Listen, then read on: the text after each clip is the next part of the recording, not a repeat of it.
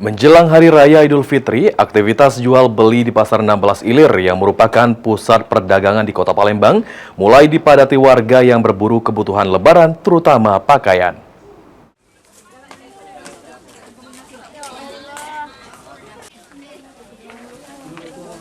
Suasana Pasar 16 Ilir tampak semakin ramai dalam beberapa hari terakhir.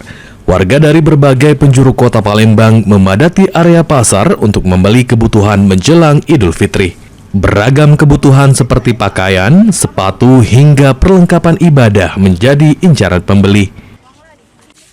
Salah satu pedagang, Mas Agus Abdul Hamid mengaku, lonjakan pembeli mulai terasa sejak awal pekan ini dan diperkirakan akan terus meningkat hingga mendekati Lebaran nanti. Jika dibandingkan tahun sebelumnya, tahun ini pembeli lebih ramai sehingga penjualan meningkat 50%. Pedagang pun telah menyiapkan stok lebih banyak untuk mengantisipasi lonjakan pembeli pada H-1 sebelum Lebaran. Ya, Lebaran ini alhamdulillah luar biasa antusias daripada masyarakat yang berbelanja di Pasar 16 Ilir dan khususnya gedung Pasar 16 Ilir.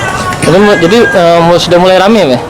Alhamdulillah sih, karena mengingat kalau kita Lebaran itu pemerintah atau enggak Jumat ataupun Sabtu, pada hari ini hari Rabu, insya Allah sudah ramai. Kak, mungkin nggak sedikit untuk dibandingkan dengan tahun kemarin, nggak? Luar biasa peningkatan daripada ekosistem ekonomi dan lain sebagainya itu luar biasa meningkat dari tahun kemarin ya.